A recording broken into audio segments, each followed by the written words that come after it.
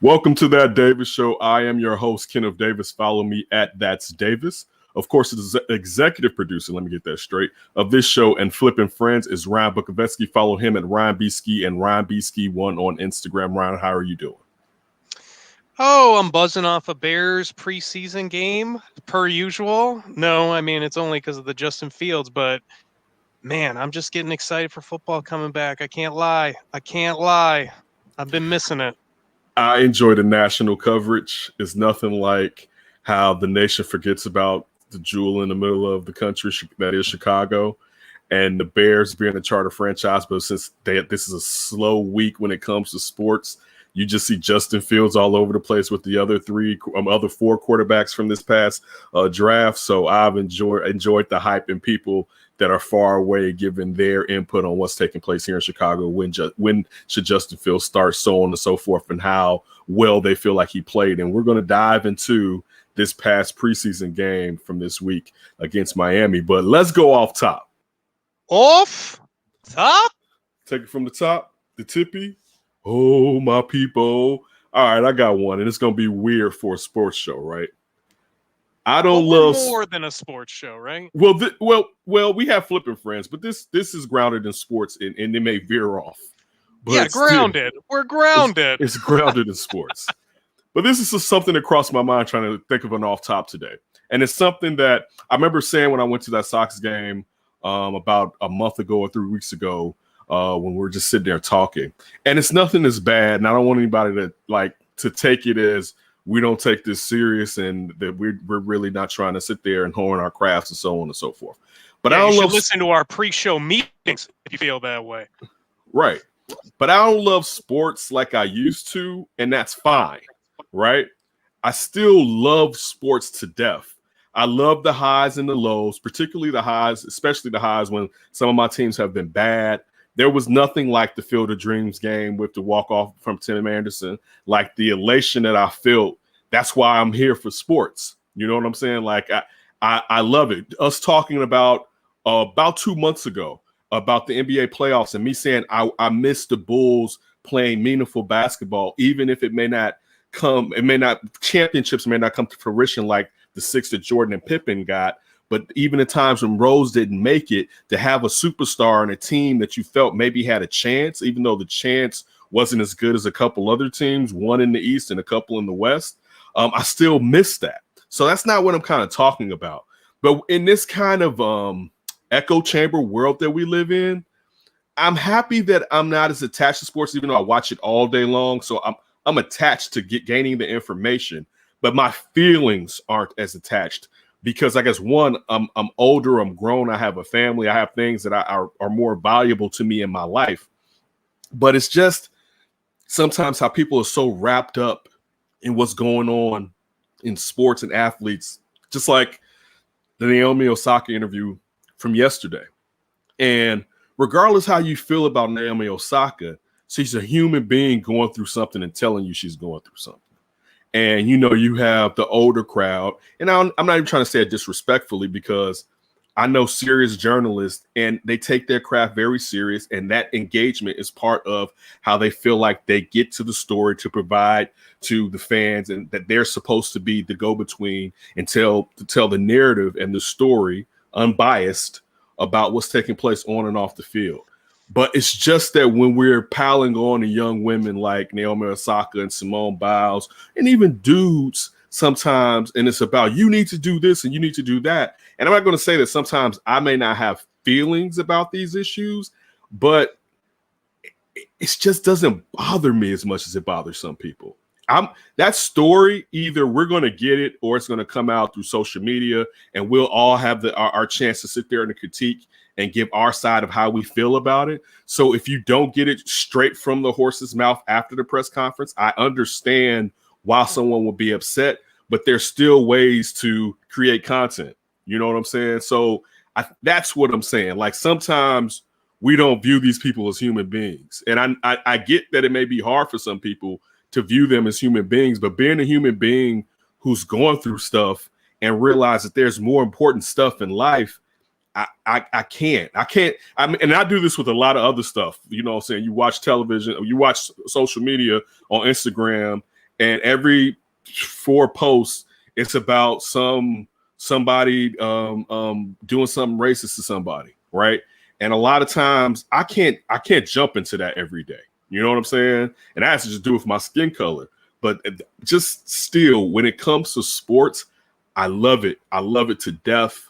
I'm invested in it. But it's not like when I lived and died on everything that it had to do with. It's not like when I used to dislike athletes.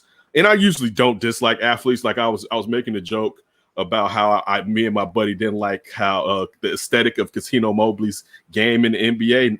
Cuttino Mobley can ball, but it just wasn't aesthetically pleasing to me. So we used to always rag on a Cuttino Mobley, right? It was just like, oh, Cuttino Mobley, right? What, like with Stevie Franchise? Come on. Yeah, well, no, Stevie Franchise was cool, but it was just. And listen, I thought there was a nice little backcourt together too, but it's because hate is such a hard word. Like when I hear people like, and I know this is going to be blasphemy because we're going to talk about the Bears. When I hear people hate the Packers, to be honest with you, I don't hate the Packers. Now, there's times I dislike the Packers, you know what I'm saying? But when I see an organization outside of this past year and a half that's been in a small market run well compared to my large market team that has more resources, yeah, I stop hating them and start looking at my team like, well, what the hell are you doing? You know what I'm saying? Because it's easy to sit there and hate on somebody else and not focus on what you love not doing what they're supposed to do, especially when you're paying your dollars and giving them your money and the results you're getting are diddly squat. So that was just my first off top, was that it's fine to disengage, especially, I guess that's what I'm trying to say. If watching sports has you that triggered that you're acting like an absolute idiot, you need to disengage. And some people be like, well, that's what sports is. It's fanaticism. It's short for fan. No. You a grown up. Take some time. Get your priorities straight. And disengage a little bit. Because some of y'all are too triggered by some of this stuff that really has nothing to do with your life in the long run of things. That's my first off top. And now let's get passionate about sports. Yeah, I mean, yes, let's get passionate about it. I didn't say I'm not passionate about it. But I'm just saying, like, I can't allow the world triggering to automatically trigger me all the time, because you'll stay in a state of triggerdom. All right, and that's not where I want to be. You know what I'm saying? I got too many things to do and too many people depending on me to stay triggered, because I know me personally.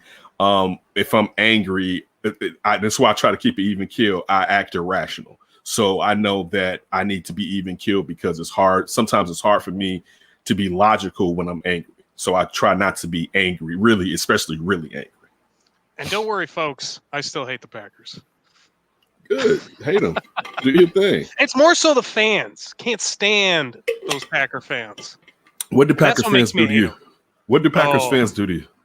Well, growing up with a lot of Packers fans, the guff I would take from the Bears, and then just like the entitlement that they feel like. Where are the Packer fans out in Illinois that you were growing up around?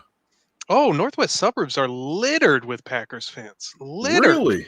Oh, are these people? My goodness. I would say 50-50.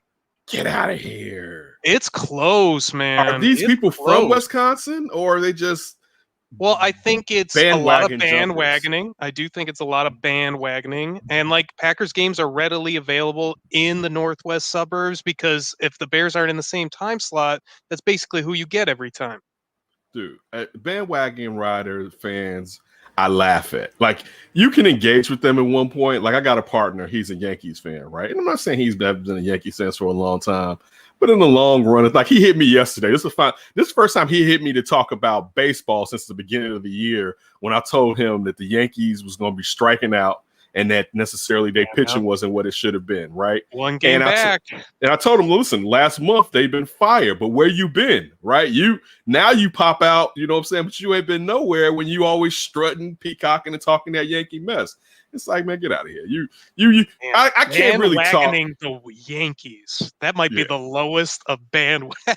In Chicago. It's like, dude, you could choose a team, right? Well, and I guess, are listen, they for arguably him, the he most didn't want North American franchise with success?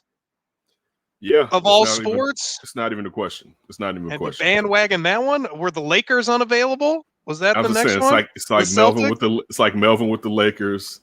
It's like Don't do cats to that the to Cowboy fans. It's just like really. Listen, for Stevie instance, and the Cowboys.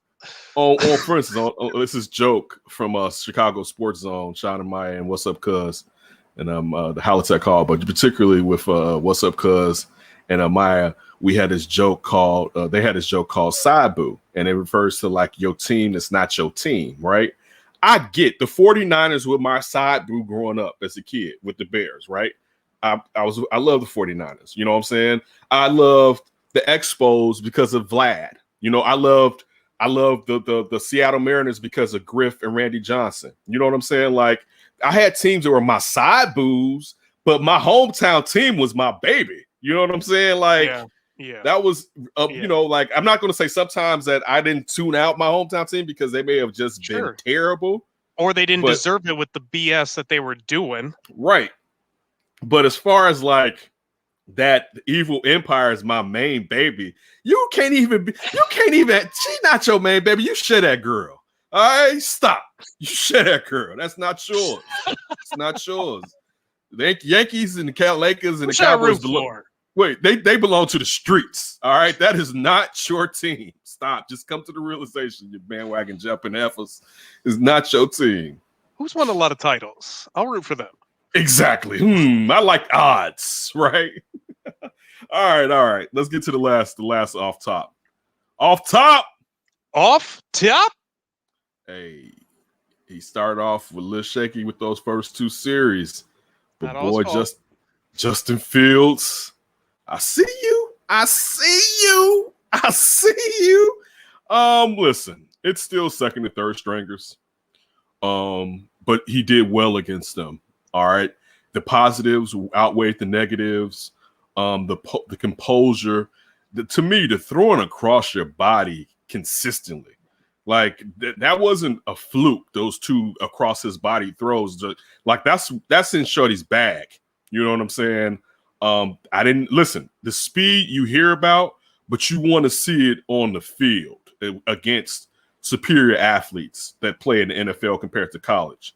That run, that 21-yard run out of bounds, it was like, oh, Shorty he got on his high horse and rode off on their ass right there.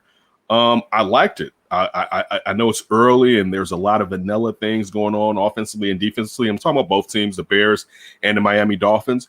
But I like the play call by Sean Desai. Again, I know it's vanilla, but and both teams were, but it seems like everybody was where they should be. The defense gave me a warm, tingly feeling because of the depth. You know what I'm saying? Seeing Alec Ogletree, a linebacker that I used to want the Bears to get out of Georgia because I knew lax years were dwindling down. Having him I here, would say Cyrus Tonga, like no Eddie Goldman, and it felt like you had the beef in the middle. It was a lot of beef. Listen, Pennell was out there playing against guys that are going to be semi-pro, but he was still doing his thing in the fourth, right? And making sure everybody saw him and I did it. You make sure you got that tackle for me. I'm trying to stay here. Listen, and then at the end of the game, watching the press, found out. I'm not saying this is going to be the end-all be-all, but at least they saw the hole and did something that made common sense, which the Bears haven't always done until this draft. Signing Jason Peters, you know, former Eagle, former Buffalo, 9-time Pro Bowler, 2-time All-Pro, old, long in the tooth, and injured the last 4 years. But it's a body that if Tevin Jenkins can get on the field this season, maybe he can sit there and keep that seat warm to Jenkins can come in. And it's also a bastion of information. I think it was a Tribune article. I'm not sure if it was Brad Biggs or not, but just talking about Sam Mustipher and how he said he was going to stay in the pocket of a Jason Peters because of the knowledge and wanting to know and talking about going to see him at Buffalo when he was a kid in high school or whatever, being an offensive lineman and seeing Jason Peters. So, I mean, for the most part, everything is peachy keen when it comes to the Bears right now. I mean, we're really going to have to get out of preseason, even though this dress rehearsal coming up against the Bills is going to be is going to be a telling tale. Talking about a straight defense, young and up-and-coming quarterback with a nice receiving core. We all know what Mitch Stephon Diggs. Trubisky? I know that was going to hit him with the Mitch, and then with the Mitch. We're going to have an interview that we're going to get some information about what's going on in Buffalo. Who we're going to be interviewing, Ryan, from the Buffalo Ryan side? Talbot. Yeah, so we're going to interview Ryan Talbot, ask him about Mitch, ask him what he thinks about the Bears and the rest of the AFC East this upcoming season. But, yeah, looking at this preseason game, usually, to be honest with you, after the first quarter or second quarter, to me, that's whatever the score is, that's who the winner is. All right? That's the rules I live by. But since Justin Fields was playing the third, I'm going to break that rule and say the Bears won that game. Because even if they had lost visually, visually, I got out of it what I needed to see from him. So that was the win. You know what I'm saying? That it's especially in situational football where getting that field goal at the end of the first half, you know what I'm saying? The 2 TDs, the rush and the throw, even though the throw, of course, was super simple with Jesse James wide open. But you want to see that. You don't want to see a ton of struggling. You know what I'm saying? You want to see positive traits that you can build upon and stack, as Matt Nagy has pointed out as far as the stacking. So I was excited, man. What was your thoughts? Because we really haven't talked about the game since it took place. No, I'm with you. Like, one thing I thought was just really great to see was that field goal at the end of the half. Not that it's a huge deal, but how many times did we see with, like, just Mitch, for example, and then the Bears history where quarterback doesn't have it that day and it's just like a struggle to move that thing at any point, and to see him just kind of take command of the team, get that field goal, then they come out right away, getting that touchdown, like just showing that rhythm. We talked about it from day one. We knew that this preseason was going to be all about Justin Fields. When you have a first-round quarterback that's going to take over relatively soon, you feel like you got to watch those preseason games and get that buzz. And I think we saw exactly what we were hoping to see. And I know I talked about it way back when. If he's ready to go week one, I'd love to see him week one. If he's not ready, he's not ready. That's fine. But it was just great to see the composure, like you said, show those skill set that clearly Andy Dalton doesn't have. And you at least have that in your bag if you're Matt Nagy. If this offense needs a jolt, you got a guy with 4.4 speed that can get outside the pocket and whip it downfield. That can be the kind of thing that they might need offensively. And I don't want to go too hard on what Andy Dalton did. It's a couple series, first preseason game, whatever. But if Andy Dalton comes out playing just kind of average, I mean, I don't think there's enough weapons or enough talent right now constructed on this offense that's just going to be enough to win football games. They need to get some explosivity. And maybe it's not right away. Maybe you got to let, Justin Fields continue to develop. I loved hearing him getting reps with the first team. Like, don't be afraid to try to push this kid. And if he's ready to go Sunday Night Football, like, I'm not worried about him like under the lights. Like, he's been at Ohio State college football playoffs. He's had the scene. I think he'll be able to handle the bright lights of Sunday Night Football. It's more so, is he actually ready to play quarterback in the NFL? And if you feel like he's pretty close, go ahead, let him go. Keep Aaron Donald away from that rookie. No, that's just keep Aaron Donald away from him. We'll talk after. He'll run away from him. It's cool. No, we'll talk after the Aaron Donald game.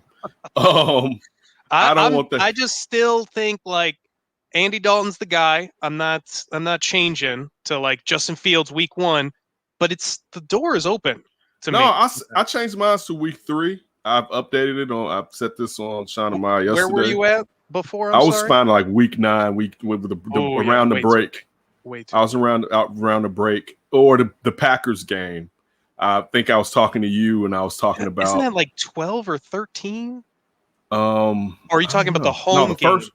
The first one. The first one, I thought. Yeah. It's within the first 6 games, I believe. Listen, just relax. All right. Let's give the kid some time to really get some football up under him. We're gonna get this toy. It's gonna be nice. But it's not so much that. But wait, let me finish. We got to get this offensive line right first before we talk anything about Justin Fields being out there. And while we're trying to figure out this offensive line, we have a $10 million crash dummy that's already paid off. All right. throw him back there, let this line get right. And if Juan Castillo has this line together via Peters, remember Jermaine Ifedi still isn't practicing yet. This line needs to be right before Justin Fields is really out there, because it's one thing, because pre-snap, Andy Dalton can see where pressure is coming from, and blitz package is better than Justin Fields right now. All right, so Andy Dalton can protect himself. I know people say, well, Justin Fields can run. That's cool. But Andy Dalton can protect himself because he may know the habits. He may know cornerbacks, the tendencies of cornerbacks to sit there and blitz packages and safeties and just places that can come from that a rookie might not. And of course, that's not to say that coaches wouldn't give the rookies a head up, but the rookie is processing so many things, he still may not be able to add that piece of information consistently when it's needed during a game. Let's just give him a second. That's my only caveat. I think he's proven. You have to think about it. And I don't think this is a Patrick Mahomes situation. And that one, Andy Dalton is not Alex Smith particularly at that point of Alex Smith's career, because that wasn't check down Charlie Alex Smith. He was being tad bit more advantageous when it came to throwing the ball down the field than what he had been in the past, particularly when he was a 49er. Just wait. He's coming. You know what I'm saying? Keep this boat afloat, because when he gets out there, even though there'll be a dip, I don't want it to be a huge dip. I think we'll all ride with him regardless. But let's still be patient. I mean, we know we got something now, and I don't even really think we can ruin it. That's how high I think of Justin Fields' acumen and confidence.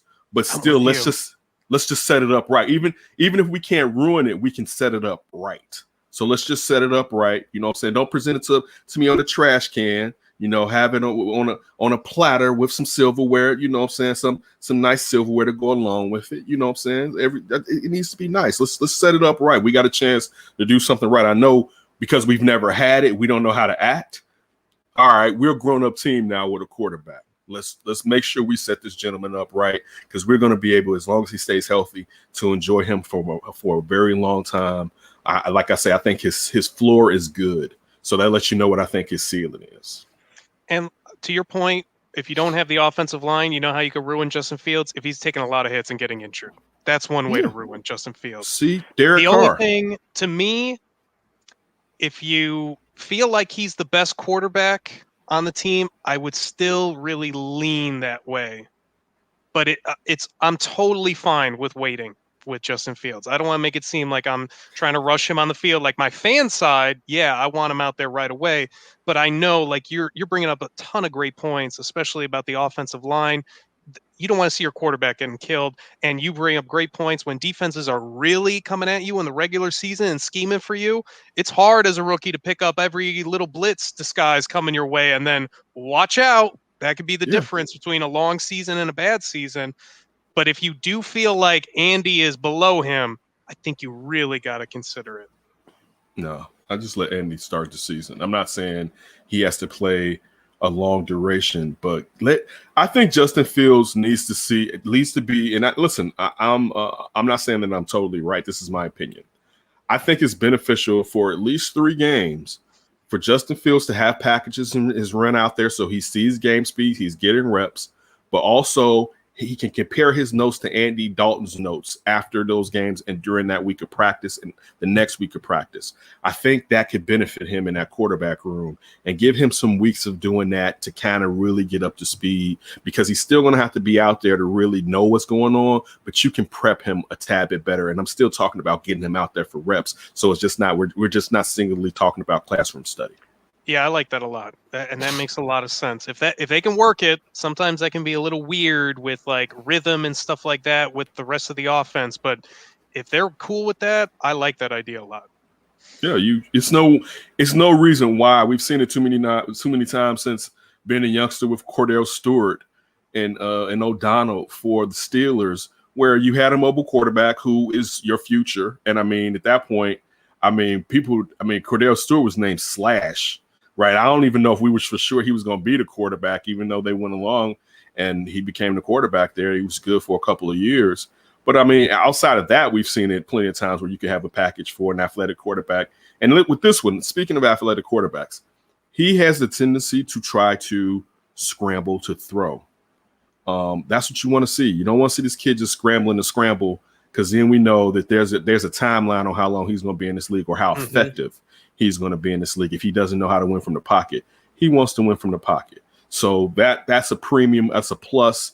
And on top of it, then you have his speed if he has to really get out and get you a first down. But sitting there seeing those plays that Aaron Rodgers has been doing to us on a scramble, where he's running up to the line of scrimmage in the corner, or the DB has to come and come to stop him, and then he just lofts the ball up. Oh, having someone that can do that now, and speaking about, like I was saying, those passes across his chest, like we got us something. Just, you know what's awesome about him is he is like a top level athlete. And a lot of times in the past, we've seen athletes try to be drafted into being a quarterback. But I feel like he's a quarterback that just happens to be a monster athlete, which is just so exciting. Yeah, I feel the same way. Which, listen, I'll say this. If he was just a guy that was going to be an athlete playing quarterback, I still think it would be better for him to hold him off and get him some reps. But because I know that there will be a finite time of him being good, I would say throw him out there, because I'm talking about Justin Fields for 15 years. A running quarterback, you got a chance, if he stays healthy, to maybe go deep in the playoffs 2 times in a 6 to 7 year span, maybe. Look at Lamar Jackson. We love Lamar, but he's not winning from the pocket, and that's why the Ravens haven't been winning. See Cam Newton. All right, you're going to get beat up. You're going to get hurt. You want to be, and I'm sorry that we're sticking to black quarterbacks. You want to be Russell Wilson. Russell Wilson ran for the most yards he's rushed for since 2017 last year. I believe he ran for 510 yards, right? Like, you want him to be about 600 yards. I don't even know if I want to say 700 yards, because I don't want him running. I don't want the Clemson hit, as he puts it himself, Justin Fields. I want this kid to use his legs for opportunities, but really to use it to pass is what I want him to use his legs for.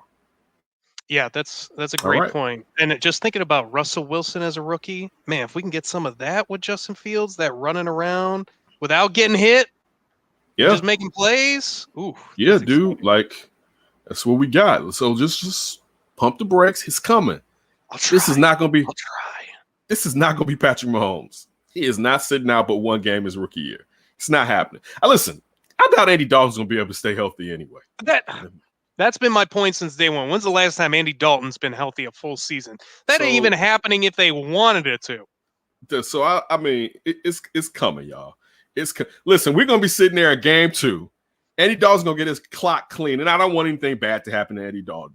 And Justin Fields going to be putting his helmet on to be like, see, what was y'all rushing for? You already said it. Maybe Aaron Donald week 1 taking out Andy Dalton. Dude, I don't want Justin Fields anywhere near the Rams.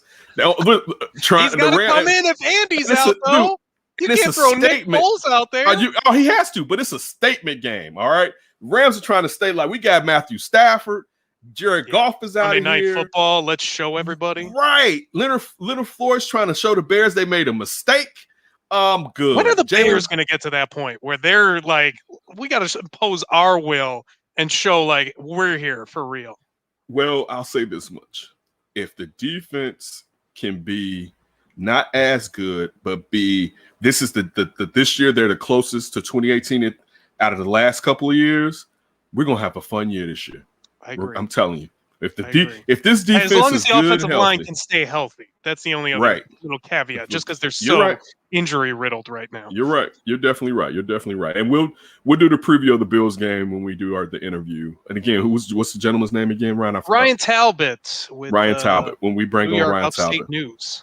Yeah, when we bring on Ryan, we'll do the preview of the Bears versus the Bills, and we'll be dropping that this week. You'll probably get it in a day after this drops. Excuse me. All right. Let's kick it off with the preview in-house. Let's go around the league. Let's do AFC West, NFC West. Let's start off with the AFC West. What are your thoughts? I don't always have to lead these conversations. What are your thoughts about the AFC West? I'm very intrigued by the AFC West because there's a lot of, obviously got the Chiefs at the top. That would be my division winner. Maybe I shouldn't have said that too soon, but I think that's kind of obvious just with Baby Go. Let's be honest. And I do like. I'm getting that old school like, here come the Chargers vibes if they can stay healthy. I like the talent on the defense. I don't know how great they're going to be offensively. I know Justin Herbert another year, but let's see if he continues to progress at the level or acceleration that he's shown since his rookie year. But they got weapons. They've reconfigured that offensive line. They got the Northwestern kid, the left tackle, Rashawn Slater. I like that pickup. They got the ex Green Bay Packers center. I'm blanking on his name right now, but solidifying that offensive line with Herbert, with their weapons. I really like Brandon Staley as a coach. He did great with the Rams defense. Yeah, I like the Chargers. You haven't seen him as a head coach, though. I agree. But I mean, that's it's more so I feel good about what he could do with that defense. And if Justin Herbert's real and they have a competent offensive scheme, they can be really solid offensively and complete team altogether. And then you got like the Raiders, who they've been sitting around 500. Do they ever make a jump? I mean, I didn't love their draft. They need pass rushing so badly. If John Gruden can ever find some pass rush, maybe they could become a surprise team. But I don't know if they're going to find that with what they have right now. And then I think Denver, should have gotten Justin Fields week 1 in the draft, and we'd be talking about them maybe not contending or anything like that, but with what we expect Vic and that defense to do potentially this year, and they had a competent quarterback with some of their talent at the skill position, they could be a team. Like, I think this is a tough division, but ultimately KC is going to be the victor. I'm so happy so many teams talked themselves out of Justin Fields. I know. I was thinking about it so much. I know clearly we're biased, but I think it's the truth. I think it's the truth, and I think it's going to be funny because it's going to be like Randy Moss going after everybody that did not draft him, and particularly the Cowboys, because they told him they were going to take him. He's going to try to burn these teams for doing this to him, and they deserve it because why did you talk like he was the number 2 quarterback? All right, just because Aaron Rodgers rumor. That's the thing that diverts the Broncos? Like, huh? Dude. Well, I can at least say for the Broncos, I maybe I get why they were doing it, just because we don't know those conversations that Aaron Rodgers may have been having, or back channel conversations may have been taking place. So I'll give them a little, but they still should have done it. I'm with you. But all the other teams, when you're talking about, I still include the Broncos. I'll include Carolina. I'll include the Giants. I'll include the Eagles. I mean, I could go on. Listen, I may include the 49ers. You know what I'm saying? Can you throw Dallas in there? I know they got Dak. Well, I don't know if you got to see the interview. You saw the interview that we had with RJ Ochoa, right? Mm-hmm. And you saw what I said I would have done in the Dak situation, right? Mm-hmm. I wouldn't have paid Dak. I would have moved off of Dak, to be honest with you. And how much they're paying everywhere else, they could have saved. You could have saved so much money and just gotten a real young quarterback and rode with it. I wouldn't have happened on my watch, Dak. Listen, and Cowboys fans, man, look, they're going to go. I mean, like, even if they have an affinity for Dak, they'll get over it. As long as I replace him with somebody straight, like they're the worst when it comes to Jerry Jones knows that ATM, that Cowboys fan ATM is always like, it's ridiculous, right? Like, he basically has Scrooge's money bin as far as the Dallas Cowboys print dollars. All right. Mm-hmm. So like you can basically he ran off Jimmy Johnson, and they have basically been nothing since, and fans still turn out. All right. He builds a stadium, right? Super huge, big, the Jerry Dome. And they, instead of, you know what, forget you because we want this, they increase capacity. They make sure they fill that bad boy up. Like, they print money. I would have done whatever the hell I wanted to do if I was Jerry Jones in that situation. There's no way I'm paying. Listen, I'm not paying him. And dude, on top of that, he had a compound fracture. I don't care who could come back from that. And it's not going to be on my team. So that's on a franchise tag too. You didn't already pay him 5 years, and then the compound fracture, and it's like, oh boy, we got to pay this guy. Dude, I would have franchise tagged his ass one more year and drafted that rookie. All right, that's what I would have probably did. And Zach, you got a year to come out here and show off to whoever's going to sign you, but it ain't happening here, buddy. And you made a great point. I think San Fran at 3, the Jets at 2. They might be regretting that big time. Yeah, but listen, listen, I know we kind of been on Zach Wilson. That arm didn't look nice. All right, that wasn't a regular arm Shorty was out there with. He gets hurt a lot. I know. We'll talk about it when it happens. but listen, okay, for me. So with Denver, I'm with you. You need to solve that. Even though Drew Lock looked good in this preseason game, and since we're giving preseason reallys out, since I got busy, Drew Lock looked good. Arm looked nice.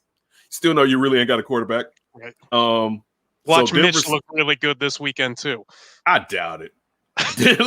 I doubt it. Denver is basically stuck in neutral with all that talent that they have at receiver and on the defense because John Elway, and I know he's not the GM now, John Elway keeps making the wrong move at quarterback. The Chargers. Listen, when you just mentioned, because I forgot about Rashawn Slater. When you mentioned what they did, how them fortifying our O-line, I still think there may be some regression, but the fortification of that O-line, we finally saw Michael Williams last year. We've been waiting since Clemson for him to be healthy and start kind of making a name for himself because he's talented. He just hasn't consistently put it together. I do like the Chargers, but I think it's way early for the Chargers. You know what I'm saying? And Humphreys, can you really depend on him being healthy? I mean, clearly as a weapon, as far as a tackler and coverage-wise, the hybrid that he is fantastic, but he's been so hurt. Those types of injuries seem like they linger and they never totally go away for players like that, particularly freakishly athletic players. You know what I'm saying? And they're getting Derwin James back. No, I'm sorry. When I said Humphreys, I meant Derwin James. That's actually what I meant to say. I meant Derwin. Thank you. I meant Derwin James, right? So that's like, can Derwin James stay healthy is the real question. Because, I mean, you've been waiting to use him. We saw that his rookie year, what he can do when he was healthy. Yeah, but we haven't seen it since. So I'm thinking still early for them. The Raiders, dog, listen, I like Mike Mayock on the NFL Network. You mentioned defensive lineman. That defensive lineman they drafted this year was like they overslotted him by about like 15 spots. And that's not the first time that they've done that since it's been the Mayock back-to-back years. Yeah, it's like they keep going. I like him. So even though his value is here, dude, trade down, get more picks, then draft that dude. But don't sit there and keep overdrafting guys. Like, you don't know how to play the game. Play the damn game, right? Like, I wish Mike Mayock the best. Chucky, I'm like this with. I mean, he never did anything to me. But Mike Mayock, I kind of like growing up and watching television. But it's just like, dude, I don't know if it's you. I know Chucky is Chucky's show, but I do think he's leaning on you. Perhaps I'm wrong, and he's pulling the gun on some of these picks. But this stuff doesn't make sense. It would make sense. Now, listen, I stand to be corrected if you kept doing this and you kept hitting on these guys, right? I stand to be corrected. But you should stop doing it. And it reminds me of Ryan Pace, the year he drafted Shaheen and the year he drafted Tariq Cohen, right? And you could have got both those players later than when you drafted them, all right? Especially Shaheen, right? And you sat here and thought you were being extra special and trying to be like, I'm going to show you how to play the game. Don't show me how to play the game. Show me how you can manipulate the game, right? So they're trying to just refigure it. No. Show me by using the game how you can get that player, but also gain other assets because other people don't value that player as high as you value that player. You know what I'm saying? Or you better be hitting crazy on those guys when you keep doing it. Now, you see, it seems like Ryan Pace is doing that small school stuff when he starts getting into the lower rounds instead of doing it in the second round. You know what I'm saying? And that's, yeah, right? So that when I see Mike Mayock doing, and Mike Mayock isn't going small school, but he's still going to players that weren't supposed to be as drafted as high as he's drafting them. And sometimes you may not be able to move down, but I'm sure there's chances that he can move down, but you're so locked into that player. Dude, you need, we don't believe you. You need more people, especially after y'all decimated that offensive line, which at one point was one of the better or not the best alongside with the Dallas Cowboys offensive line. So whatever. Clearly clearly the Kansas City Chiefs are the team. Clearly they have the best coach. Especially getting that tackle Orlando Brown and refortifying that offensive line. Right. And even with Kyle Long going out, you still got the Montreal guard coming back from saving lives from COVID. All right, Tura for whatever his last name is. Good when he was playing. So they got depth now for what we saw was a weakness in the Super Bowl. So, I mean, I don't even think it's and then it's another year of growth for Patrick Mahomes. And you know what? You probably don't like a Patrick Mahomes that lost.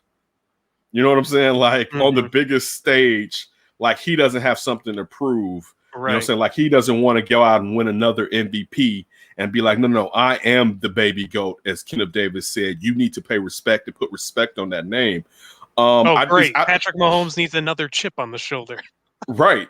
So I don't even think I guess the challengers would be Denver if something crazy happened to quarterback. But still, I don't Chargers, think no. I think Chargers is. I was about to know. I was gonna add the Chargers. But I still think it's early, and you got a rookie head coach. We have to see how he is as a CEO of a football team. You know, when it comes to the player and assistant coaches and coordinators. So I have to necessarily see. At least we know, because we were still waiting to see what Vic Fangio was, and it took a little second for Vic to really figure it out, and he still hasn't figured it out. But we know that that's more on Elway than Fangio as far as providing Fangio with the guy that needs to be under center. So I would say Denver and the Chargers are a slight threat, but they're not going to, unless Patrick Mahomes gets hurt, they're not going to dethrone. You think the Raiders are at the bottom? It's not even a question they're at the bottom. I don't even know where the Raiders are going. Like Denver will still be at the bottom. No, I think injuries are going to hurt them. I think they got a lot of older players on defense. True. I still think Denver. I think Denver will have stable quarterback play, probably through what's his name? What's the Teddy Bridgewater? Probably end up, because if I was them, I'll probably give Drew Lock a couple games. You know what I'm saying? Being that he's young, has the upside, and we've invested this in him. Is this the leash? Yeah.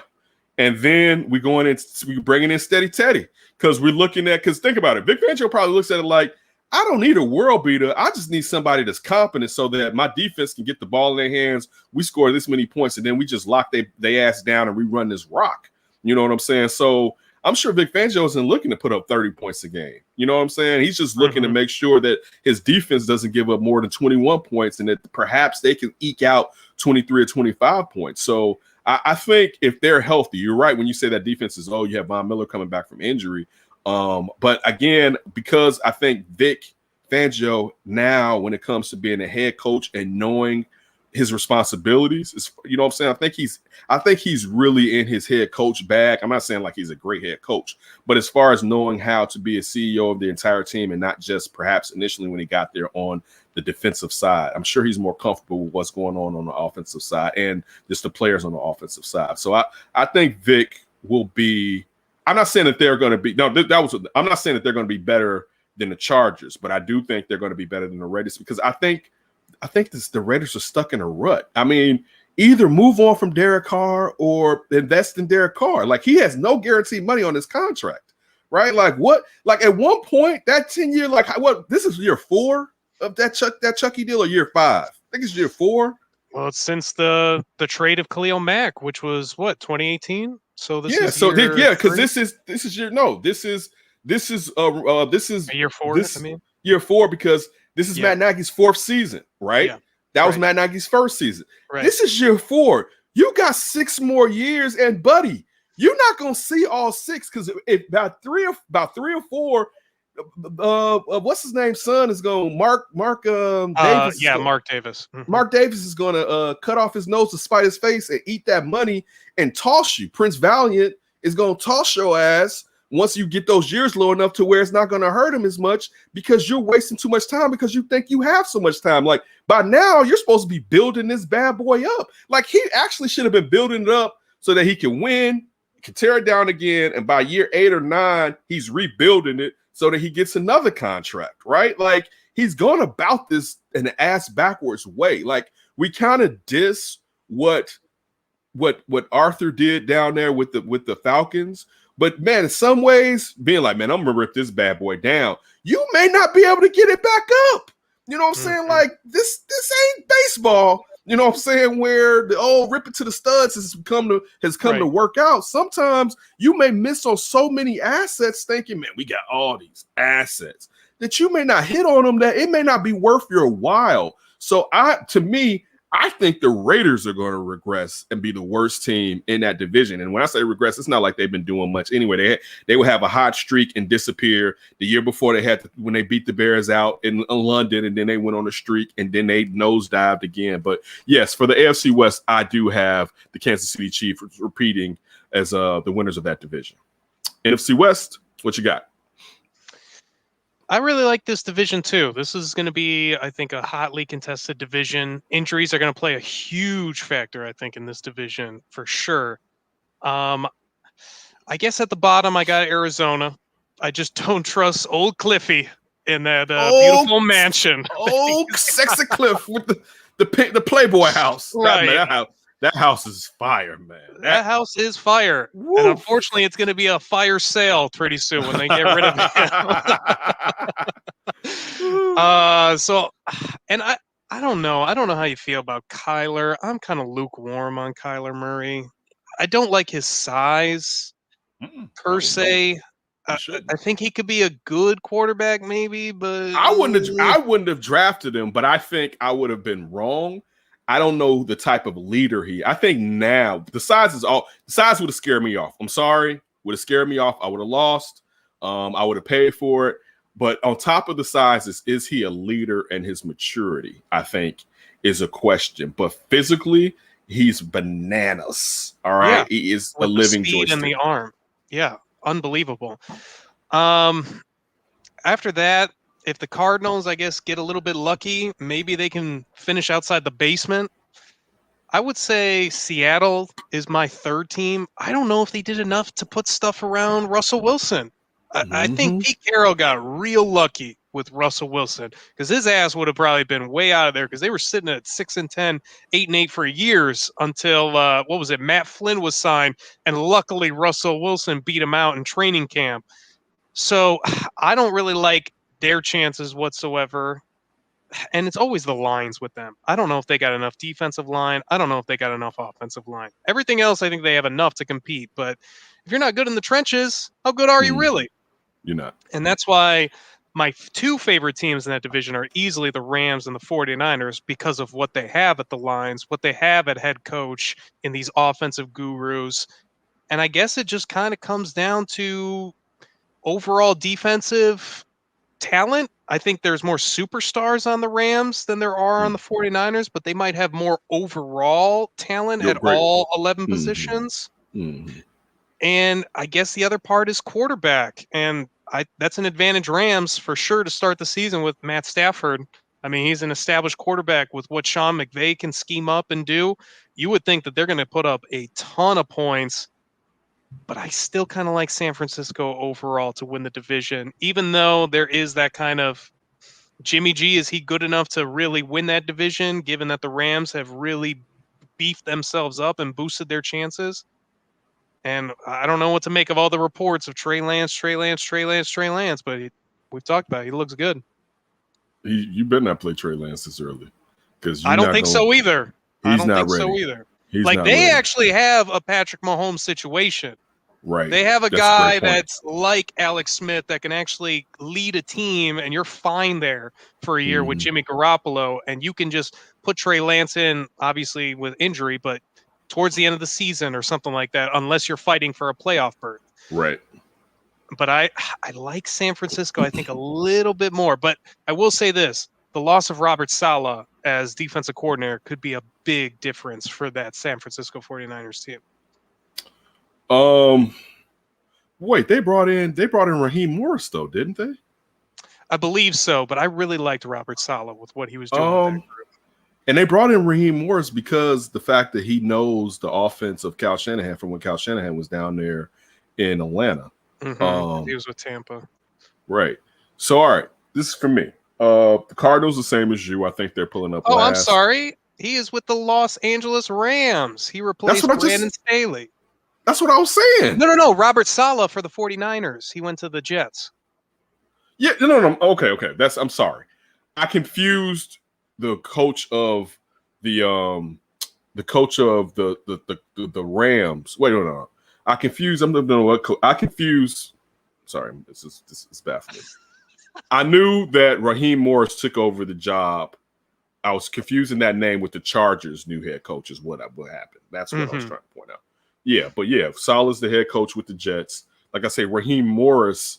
I don't think there's going to be a huge drop off of Raheem Morris being the defensive coordinator, especially like I said, his familiarity with what Kyle Shanahan wants to do with that offense. I mean, that was a really good get by Sean McVay to get someone who kind of knows how to scheme for that offense. We still have to see. Cardinals are last. I don't believe in Cliff Kingsbury. I think after his first 15 plays, it's what you're going to do. I don't know if he can adjust and adapt, particularly in their game, but even game to game. I like Kyler Murray, but I wouldn't have drafted him. I've got to see what Chandler Jones is going to do. If Chandler Jones plays, I like them a little bit more. Right. JJ Watt is healthy. Simmons out of Clemson has to show us something. But they're pulling up last. I think Seahawks are third. I'm with you. I don't think they did a lot, and they still need to sign that offensive lineman, their right tackle. Finally, when Russell Wilson's caping for somebody after throwing them all under the bus. But just re-signing Jamal Adams, what have you really done? You know what I'm saying? So, like, to me, and also we have to see what this new offensive coordinator is going to do, because at one point, letting Russ cook wasn't the move after about the 8th or 9th game of the season. You know what I'm saying? So they got questions. I still think they have a phenomenal quarterback, but still, I don't think they have enough. You know what I'm saying? Then this one's hard. I really want to go 49ers Rams because I like the Rams situation more, but I'm with you. I feel like the 49ers has more overall talent, but I'm worried will that talent stay healthy? Yeah. You know what I'm saying? Like it seems like when they get you get hit by that bug like that, you don't always come back from that type of bug. Like or all those players, like Kittle may be healthy for majority of the season, but is Deebo Samuel's going to be healthy? Like they lost so many guys last year. But I think that if I'm being honest, I want to go 49ers, but Sean McVay's never had a quarterback. And when's the last time really Matthew Stafford had a running game? You know what I'm saying? Like, think about all those years that they didn't have a 1,000-yard rusher in Detroit. Sean McVay's not going to throw you out there like that. We know Sean McVay likes to use the run to open up the pass. Now, they got a situation that the Akers went down, and they're going to depend on Henderson and whoever they drafted. I know they got a late-round draft pick, or maybe they'll grab somebody off the scrap heap after cuts towards the end of preseason. But usually they find a guy that can get it done, and initially Henderson's going to get the first crack at it. But knowing that now you're giving a team that has been kicking butt, knowing they have a weakness at quarterback, because we've seen that here and what it did to our defense.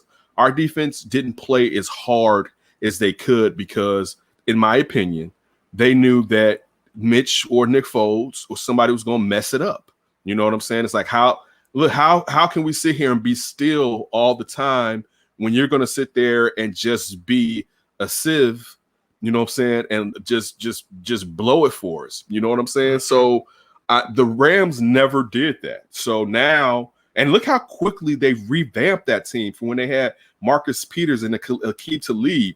We thought that they were going to be gone. Like, we thought they were going to be bad after all those contracts for some years. And they flipped that and are right back at it. So to your point, Matt Stafford he had Ndamukong Suh. He didn't have Aaron Donald, and he didn't have Jalen Ramsey. Right. So I'm going to go with the Rams because of that. But I want to go with the 49ers because I love me some what Kyle Shanahan can do offensively. It's just the truth. I think he's up there with me as one of the best coaches in football. So I tend not to bet against Kyle Shanahan, but the injury bug and how it bit that team has me concerned that it may not be as bad, but it's going to be costly when it comes to some key players that they need, and I have to see them do it. And I'll say this. If Jimmy gets hurt, If Jimmy gets hurt, I don't think Trey Lance is ready. I'll say this, though. With Kyle Shanahan, I'm sure he's going to try to scheme up ways to protect Trey Lance and insulate him from messing up. But I think that's a lot to ask for him when you're trying to get into and win a Super Bowl. You know what I'm saying?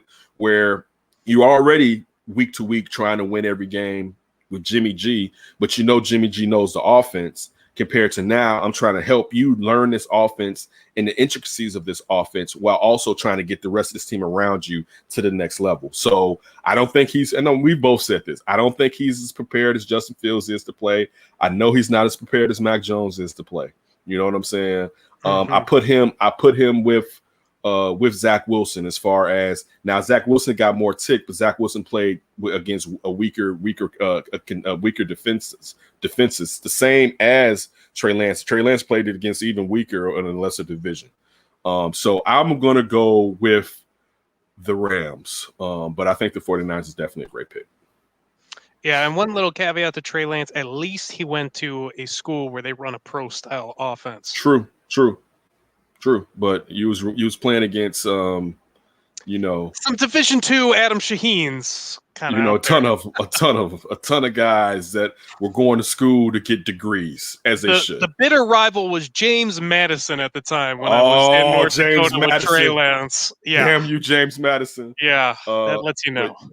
All right, Ryan. Let's go to the best segment of this show, and that's Ryan B. Ski for Up for Grabs. Honestly, my first up for grabs, I just want to get your Field of Dreams reaction from that night, because I'm sure it was just absolutely picture perfect, movie perfect, if you will. What'd you think, Ken? The MLB did such a terrific job. It was a special night. It was frustrating. I was definitely mad at Liam Hendricks. But it was what you wanted to see. You had this team that's been one of the hottest teams in baseball, in the Yankees, who made these trades, who were out of it. To be honest with you, I thought the Yankees were going to. I think the Yankees are going to make it in the playoffs, and I thought that around the time they made the trade, I was like, you know what, they already hot, right? And then when you start to see, and of course Rizzo called COVID, but with him and what Gallo could do in that cheap ass right porch that they got there.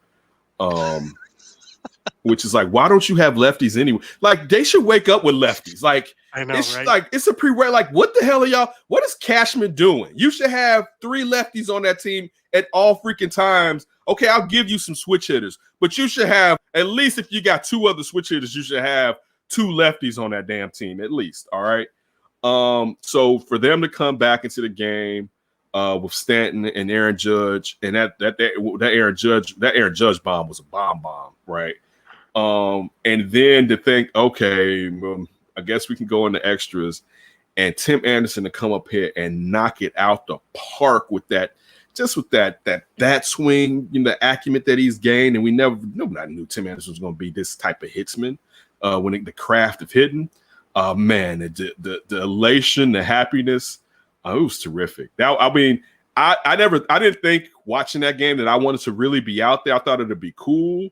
And it seems like you kept hearing people saying how difficult it was because there's nothing around there to get out there.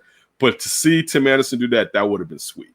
You know what I'm saying? And it's funny. I don't even know if I would have preferred to be in a park. I'm not a fan that goes and leaves the park, but it would have been fun to be one of those people that was walking through the corn maze to be near where that ball landed, because you already hear, yay! So something happened, and then the ball to land near you, be like, this is wild, right? It was terrific. Again, shout out to the MLB. This was supposed to happen last year. It's even better that it happened this year because both of these teams are better than what they were last year. You know what I'm saying? So it's fans were allowed this year. Great point. And even though the Yankees took the series from the Sox, that game was more important than the series, to be honest with you. A way, in a small way, game was more important because Sox, you may face them. It doesn't really matter for them; they're making the playoffs. But you may face them in the playoffs, and you want to go into that feeling. Not to say that they don't feel like they can beat them, but you want the overconfidence of knowing we already did it. You know what I'm saying? Rather than we got to do something that we have not done as far as this massive talent that the Sox have right now. What were your thoughts? I'm with you. I thought it was a huge home run. I mean, to your point, last year, maybe you couldn't get Kevin Costner out there with COVID running around. Facts. I even enjoyed seeing old KC running around Dwyersville again. Right. But, I mean, this is actually a good point to lead into our second up for grabs because it was such a perfect game. I mean, it was really perfect. Just story written perfectly, scripted perfectly. Are you excited for the future renditions of the Field of Dreams? It's never going to be as good as that one. I can tell you that right now. Well, I was watching PTI on ESPN, and Tony Kornheiser and Mike Wilbon were talking about it. And Mike Wilbon, we all know, is a diehard Cubs fan. And they both were like, the MLB, don't mess this up and just put the Yankees and the Sox back in it next year. Or at least have the Sox in it. But yeah, is Cubs Reds doing anything for you? Because no, that's the team next, that's the matchup next year. Historically, I get why, particularly, now, because they're two Midwest teams, so you know that you can get the fans to show up. But with the Cubs being this bad, I do want the Cubs in the Field of Dreams. Let's just wait 2 years. Because I'm not even saying in 2 years the Cubs are going to be world beaters, but at least they'll have prospects. We know they're going to do the bait. They're going to do the flip with free agents. They're going to sign free agents and flip them at the trade deadline for prospects. Do it then. Get the Cubs a couple of years before you pull it off. Even if you don't put the Sox back in, put the Brewers in it. You know what I'm saying? Put the Brewers and the Cards in it. Put the Brewers and the Cards in it. Cards, White Sox would be great. I know you can't do that every year because of interleague play, but right. You know what I'm saying? But there are teams that, you know what I'm saying, that there are other teams. But I mean, again, since it was kind of built around the White Sox as far as, you know, the Black Sox and all that, it wouldn't be bad if they're in there every other year or something like that. We'll the Lions get Thanksgiving every year. Why can't the White Sox get Field of Dreams?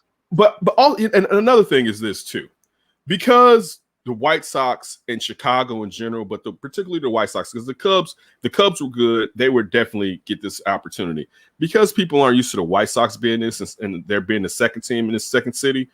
They're not getting the respect to be like, you know what, this is kind of based off of your organization. I mean, that was that scale as far as that stadium, when it wasn't a stadium, but field was scaled off of Old Comiskey. You know what I'm saying? Like, it's us. You know what I'm saying? So they're good. And you could throw in the Cubs because they play the Sox every year. Right. That's a great point. You know what I'm saying? Because at least you would have Cubs fans and White Sox fans come out, and it's our thing. But this is the point I'm trying to make. While the White Sox are good, take advantage of it, MLB. Like they should be good for the next 3 years at least. Take advantage of that. Put some of these other teams out there. You know what I'm saying? Like, showcase them. Look, it may not. Now, you went all the way from the East Coast. You know what I'm saying? So it's not like I'm not saying Yankees fans didn't show up because you heard some of them there, but you went full East Coast. And of course, Yankee fans don't have to necessarily live in New York, all over the country. But you can go full West Coast. Bandwagoners. It could be the White Sox and the Dodgers, the White Sox and the Giants, the White Sox and the Padres. Like, you could use this to showcase these teams that are good right now who maybe haven't been as good recently, in particular, like just say the Padres, for instance. And I'm not saying I know they were good last year, but I mean over the last 5 or 6 years or whatever. So can you just schedule a one-off Field of Dreams game? Just get two really exciting teams in there, like you're basically saying, and just screw the old schedule. Like, just shorten a game with somebody, and then make this just whoever we want and pick out team. Like, because you make a great point. I mean, Cubs next year, I don't know. And Reds, like, do we know the Reds are even going to be good next year? I think some guys are free agents. Like, I know Iowa cares about the Midwest, but dang. Listen, do you think they don't want some good baseball? Right. And I mean, they only hold 4,000 people. It's not like, you got 30, 40,000 people and we got to really make sure they're happy here where we're playing. It holds 8, but that's still small. Yeah. I'm just saying, like, the audience is going to be who's watching on TV or listening on radio. That should be a trip. That should be a trip, perhaps. If that would be a good trip. Yeah, that would be a good trip. You know what I'm saying? Build off some nature stuff around it or whatever, but that'd be a strapped good trip. And you got to have the extra gasoline because there's Definitely. All right. Well, we definitely always appreciate you spending a little time with us. Again, we got these interviews dropping. We got 2 interviews coming out this week, a Bills interview and also a KC interview, just to give you our Around the League preview as we've done since it was D and Davis show. But yeah, make sure you don't do anything stupid before you hear from us again.